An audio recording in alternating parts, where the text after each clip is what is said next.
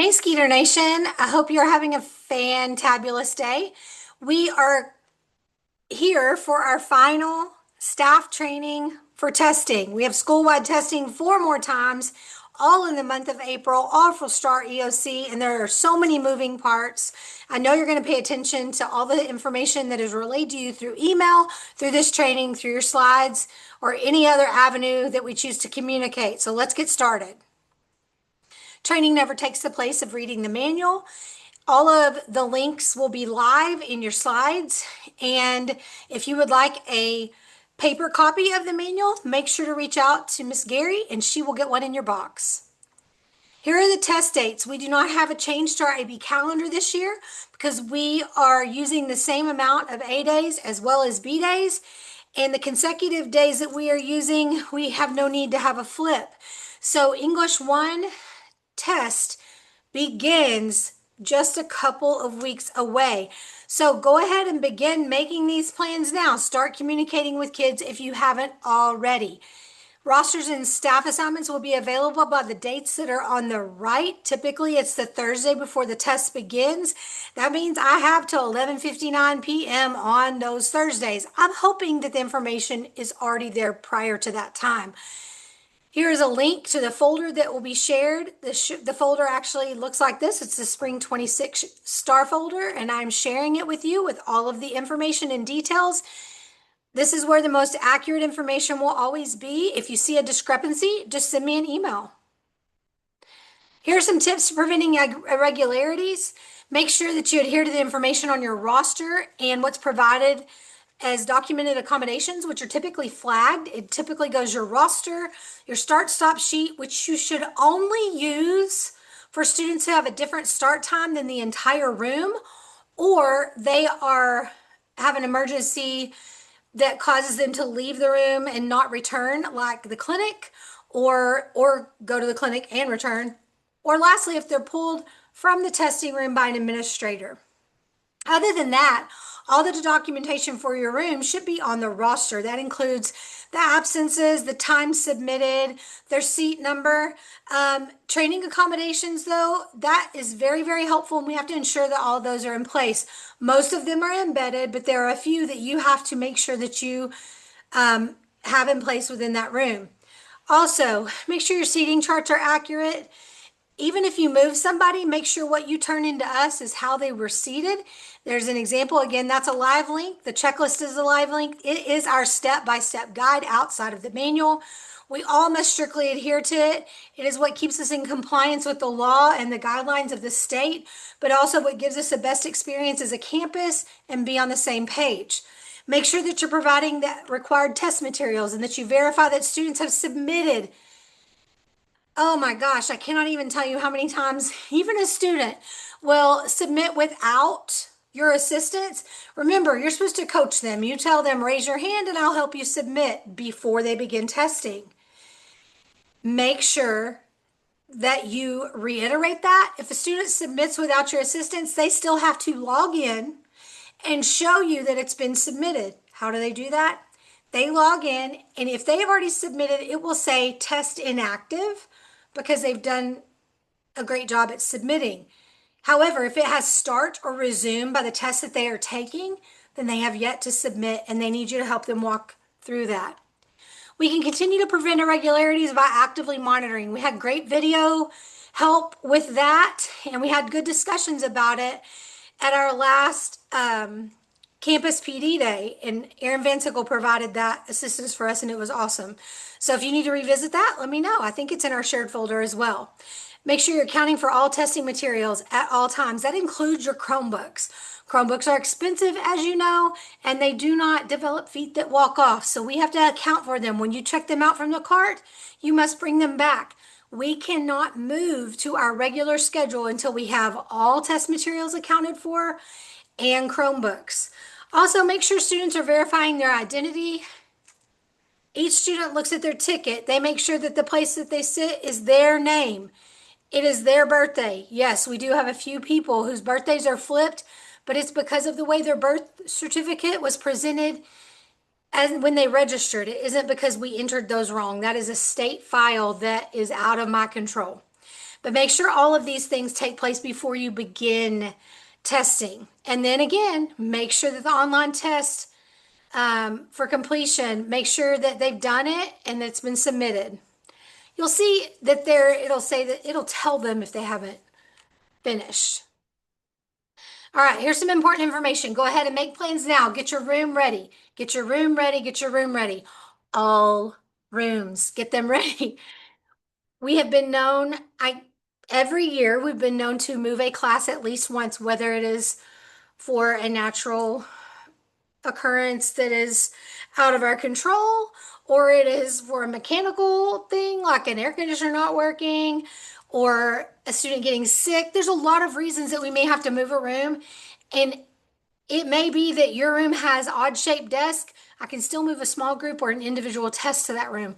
So make sure your walls are covered in your halls and in your classroom, and that your desks are faced the same way before room checks. Room checks will occur twice, April 6th and April 21st. 21st is just like a quick look to make sure we're still cleaned up for that last round of testing. April 6th is the big one. It's the one we're really trying to make sure that we are ready for that first round. We have 2 days that first week of testing.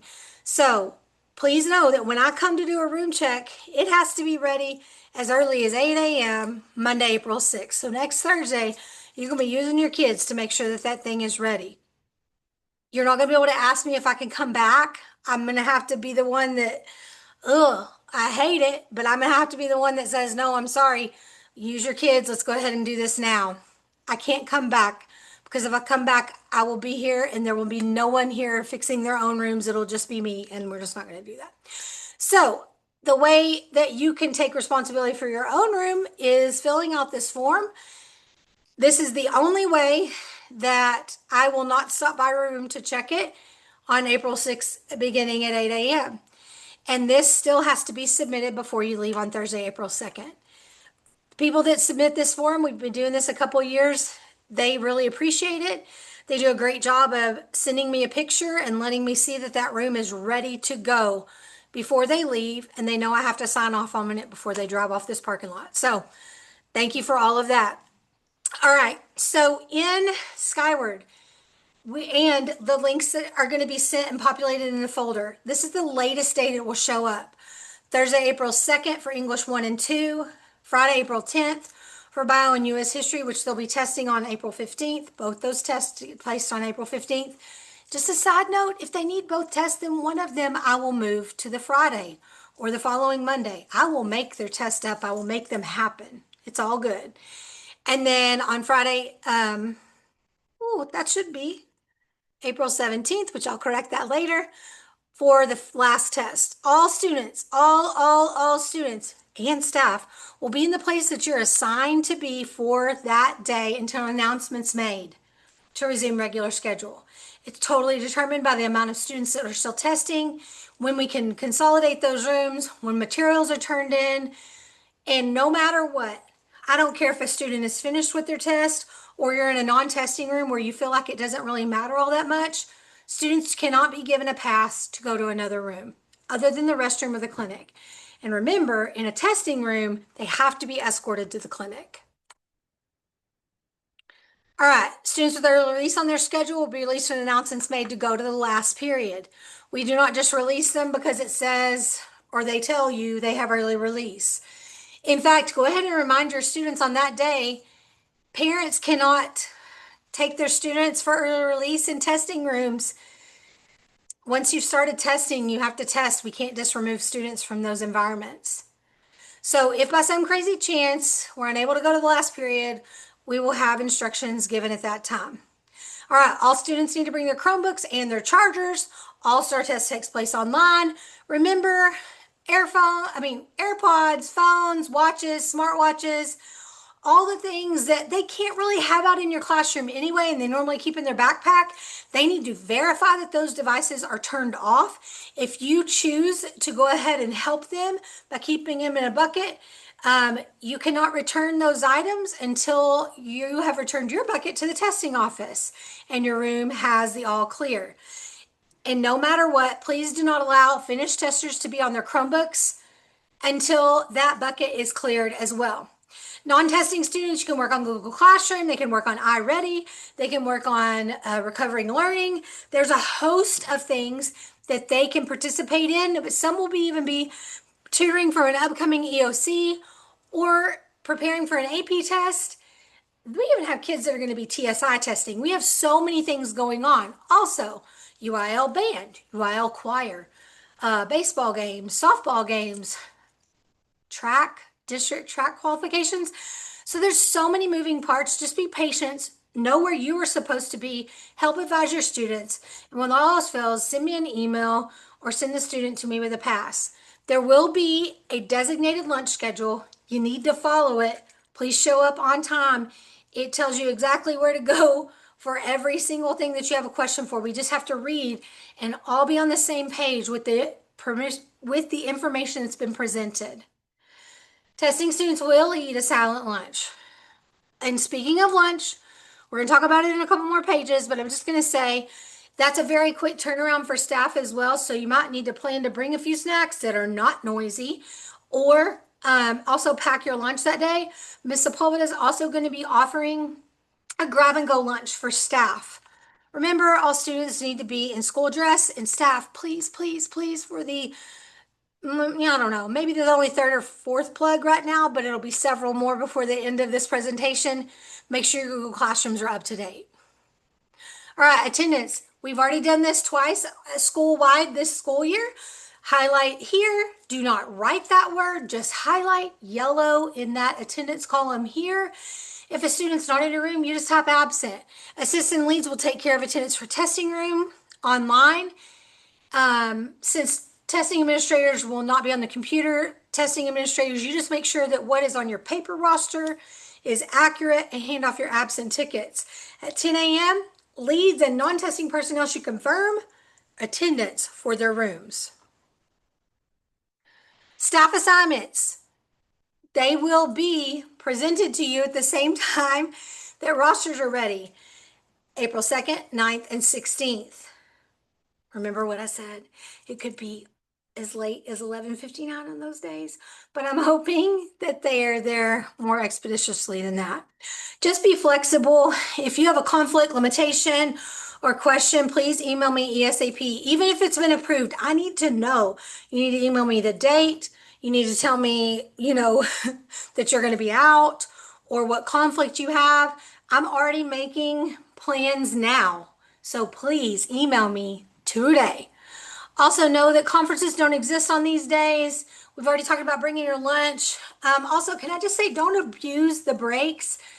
Our assist could have 3 to 5 rooms, and that means somebody else may have to go to the restroom and they're waiting on you to get back. Don't use this time to go to the vending machine 6 times or, take a 20-minute coffee break. We just don't have that kind of time. Keep your breaks to a minimum, keep them as essential. Take care of yourself by all means and communicate as best you can so that we can take care of each other. Here's some possible duties. They include this, but they're not limited to this. Note that some paras, mostly office paras, as well as our life skills, SPED staff, they'll be carrying out their everyday staffing assignments. And all staff assignments are for the duration of testing. Don't leave your post unless you're directed to do so, or you're going to return your materials, or we're returning to the regular day by announcement. Okay, this is walking through the manual. Here's another link for you to that online manual. These are pages that we have pointed out before. Refamiliarize yourself with these before giving the test. The administration directions are always tabbed, but this year they begin on page 35. Designated supports are those that we have in place as accommodations. They are notated on your accommodation page. The online supports will be previously enabled by the testing office staff. If it is text to speech, speech to text, or automated or automatic text to speech, all of those receive headphones. If there are not headphones and you see that accommodation, you need to let me know. We need to make sure that we have prepared and planned for those students. Content and language supports are embedded. You won't really see anything different. Spelling assistance, again, embedded. You won't really see anything different. Remember, there's no extra time accommodation. Students are not timed, and they have until the school day, which cannot exceed 7.5 hours to finish testing. All of our session codes will expire at 3:45, so students have to be done by that time. Because if we don't set that time limit, then the state sets theirs and a student could be in the middle of a question. At MHS, there are supplemental aids for English 1, 2, Biology, and Algebra 1 only. U.S. History teaches a foldable. It is awesome, but they do it with their blank scratch paper that all students receive for every test. All right, testing irregularities. If it looks wrong, out of compliance, seems off, call 27815. Tara or Katie Fleener will man the phone and those calls, and they will run it by me if they can't answer it, but most of the time they can. But we always document on the incident report. Just remember that the incident report, it really is a result of your effective and thorough monitoring. It doesn't always end in an irregularity, but sometimes it does. And this is our way of documentation. It is also our way to follow up. That is like our form of a referral if we have to push it on to discipline, if it's a student's action that results in discipline for them. Also, we have a 1.5 hour minimum testing time. You need to tell students from the beginning, you're going to have to work for at least an hour and a half before you could even consider submitting. And that's because it takes time to actually read the questions. And there are a lot of them. But if you have a problem with a student who is snoozing, first utilize your assist, then your overseer. And then if there's continued problems, you call Miss Gary. She will radio an administrator for additional support. But please, down here, this is worth me reading. We need to also keep in mind that we have no idea exactly what our kiddos have encountered or are burdened with in life in general going into their day, let alone testing. Testing alone causes anxiety, but our kids are shouldering so much more than we can even begin to comprehend. Just the things that we know are enough. I know I didn't have to deal with at their age. So please be mindful, act with grace and compassion, even while still ensuring testing procedures are being followed. All right, test procedures. Here's an active link to the checklist. I've taken the checklist and broken it down to these slides. So these are happening before the students arrive. Before the students arrive. I'm trying to talk so fast. I apologize. So you pick up your materials in the testing office, L109. You can do that hopefully before 8.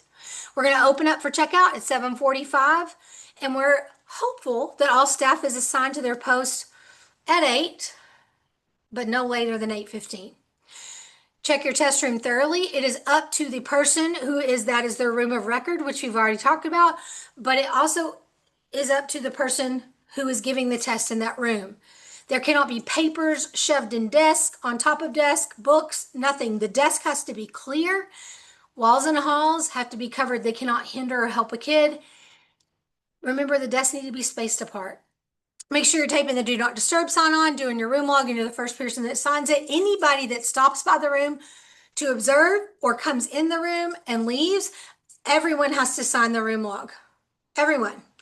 And then go ahead and place your student tickets on the desk, and then you can complete your seating chart. But I would do that in pencil because you may have to change a seat to accommodate for chargers.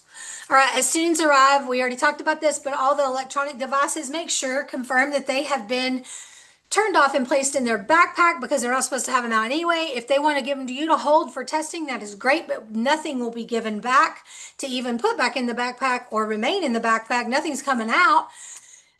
So make sure that once the testing materials are returned, then they can be on Chromebooks after they finished. But all their belongings have to be at the front of the room. You do a Chromebook check. All those papers that they shove in their Chromebooks as if it's a locker, they have to go at the front of the room and away from their testing environment, their space, their desk. So do a check. Make them lift up those Chromebooks. Have them open them up and open them out. Don't destroy them or anything, but you can tell if they've hidden some papers in the jacket or underneath or shoved inside. Those papers need to go at the front. Once the students are seated, make sure that they restart the computer, and then it should be on Secure Test Browser, Secure Testing Browser. There are some different versions of an app, and it doesn't have that complete, all 3 words complete. So if all 3 words aren't complete, it's not going to get you in the test. In addition, if students have to have a Chromebook, we are limited. When we're out and they'll have to reschedule their test.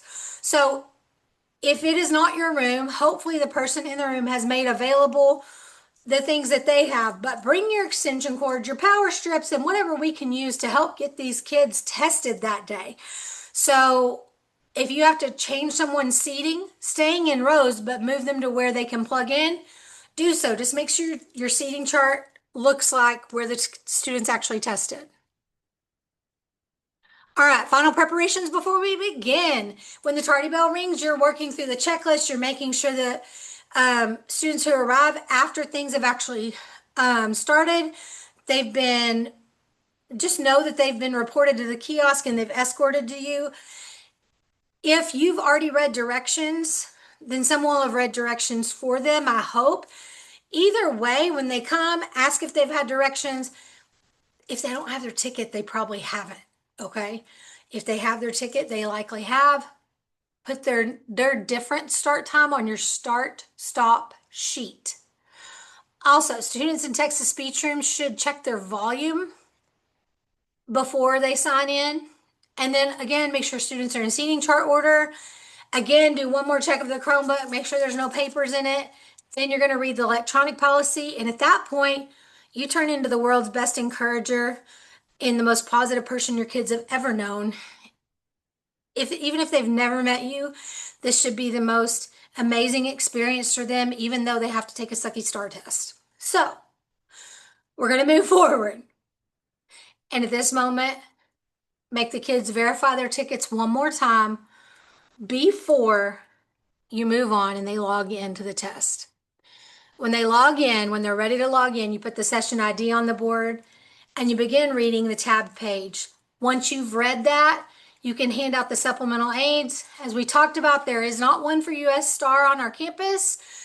So the supplemental aids distributed will be for English 1, English 2, Biology, and Algebra 1, and they are specified. They have a student name on them who is meant to have the document. So make sure you give it to the correct student. Make sure you record the start time. If for your whole room start time, it's at the top of your roster. If it is at a different start time than your whole room, it goes on the start stop sheet. All right.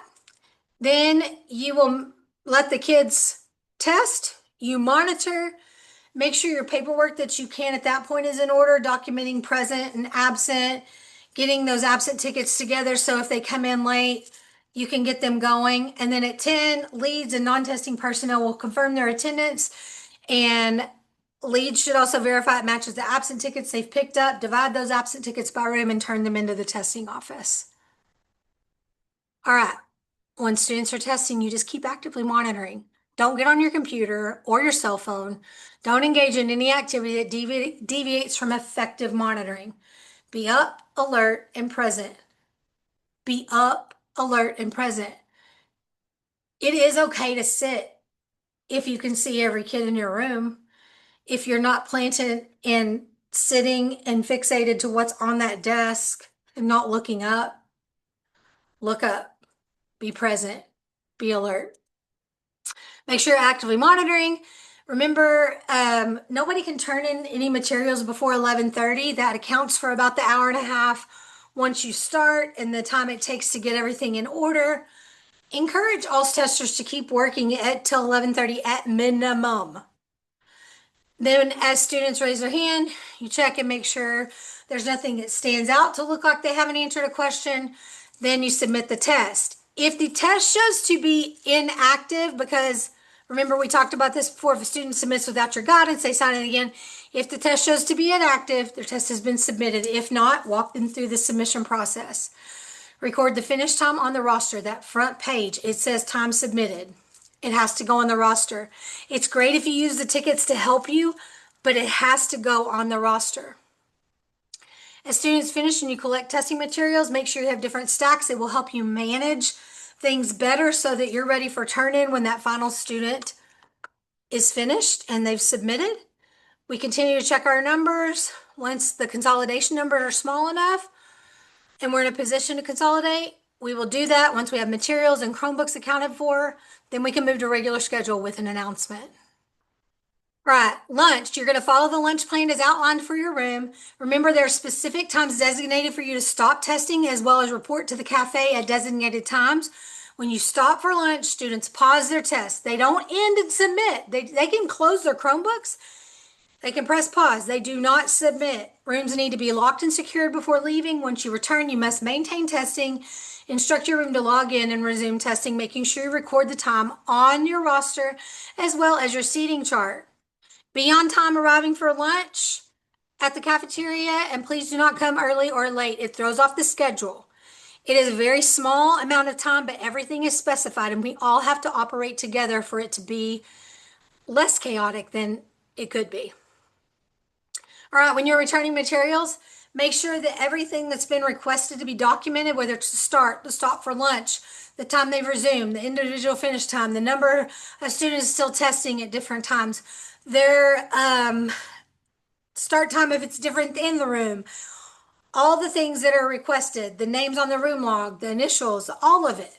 Make sure that it's done. Make sure you've lined up your bucket accordingly, and then you will make your way to turn in as your assist comes to cover for you. Again, if there comes a time that we can think of resume regular schedule and we have all the materials, we will make an announcement. Remember, arranging kids, be flexible. We are limited on Chromebooks. All those things work together. If you have to move a kid around to get them plugged in, make sure that your seating chart matches where the kid tested. Remember your lunch arrangements. If you're a restroom duty, work with your partner. If you have a testing partner in your room, you're going to work with them, but most won't.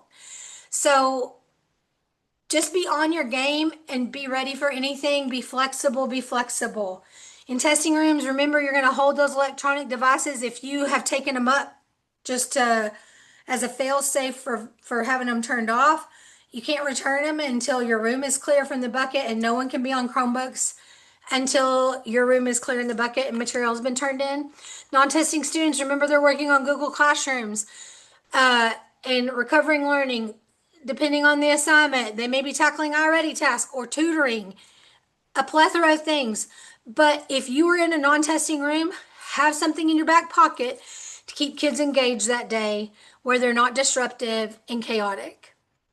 All right, all students will be in their assigned room until an announcement is made to return to regular schedule. I don't care what room it is, students do not get passes to leave your room other than going to the restroom or the clinic, and everybody has to be in their designated assigned room, staff and students, until the announcement's made to change. If there's early release on their schedule, this is kind of how we'll operate, but we will give further details on that day should that become something we need to utilize. Again, staff, make sure your Google Classrooms are up to date. Revisit our shared folder every morning, looking for staff assignments once they have been released and seeing if there have been any changes. Pickup will begin. That's kind of poor wording, I'm sorry. You can check out as early as 7:45, hoping that everybody's in place no later than 8:05. Please don't come to school late. Always be early on test days. Consider 8 late. There are things that happen out of our control. We can't control highways. We can't control the crazy. But as far as it depends on us, we need to be ready to go on time. If you have an emergency, please contact your administrator and text me. I need to know. I am not as important as the chaos, and I've used that word a lot today. I'm very sorry. I am not as important as whatever the emergency is, but if you could consider me so I can make a plan for wherever you are assigned to be. Here's what you do now. Go over your manual, go over your content. The training video, you need to comment, verify, and put your name in there. So you have to have actually signed into YouTube with your credentials for MISD. Make sure you submit your verification form by March 31st. Always check the shared folder. Again, it's linked. Make sure your room's ready. Always look at your emails, read them for updates and content, communicate with students, and ask clarifying questions. That's as fast as I could ever do a training for 4 test days at one time. Please be excited that this is our final one for the 25-26 school year. Now make sure you've read all of the content, reviewed the information, commented in YouTube on the video with your name first and last, and submitted your training verification. Again, if you have any conflicts, things I need to know about, text me, email me so we have the documentation and we can take care of you. Really appreciate your time and attention and all that you do. We empower, we impact, we love. We are Skeeter Nation.